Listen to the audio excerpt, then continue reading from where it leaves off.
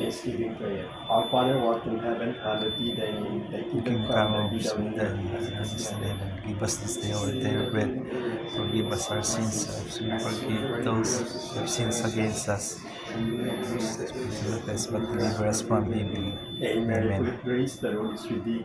Blessed art thou among women, and blessed is the fruit of thy womb, Jesus. Holy Mary, Mother of God, pray for us sinners, now and at the hour of our death. Glory be to the Father, and to the Son, and to the Holy Spirit. As it was in the beginning, is now, shall be. Almighty God bless us, the Father, the Son, and the Holy Spirit. Amen. Amen. Okay, gentlemen, duties and responsibilities on board the ship. Master. Master is the overall in charge on board the ship.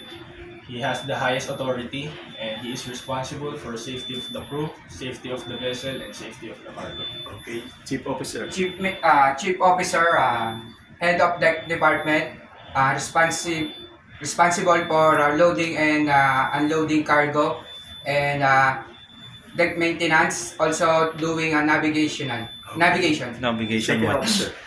Second officer is in charge for all navigational equipments and also in charge for voyage planning, cargo operation, also assisting chief officer and medical equipments and medicine of the on board the ship. Navigation officer. Okay, Yes, Third sir. Officer. Navigation. Third officer. Third officer is the in charge in firefighting.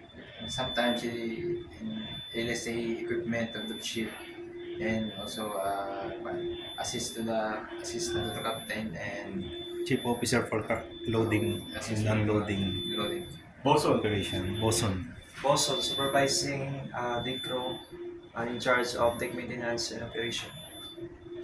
Okay, AB. AB or able-bodied seaman, duties, lookout, and helmsman of the vessel. Okay, OS. OS ordinary seaman. I'm in charge of assisting bosun in deck maintenance and also lookout or navigational watch. Last Responsible for the food preparation. Please subscribe my YouTube channel, Cap TV, Eagle TV. Thank you and God bless. Subscribe. Thank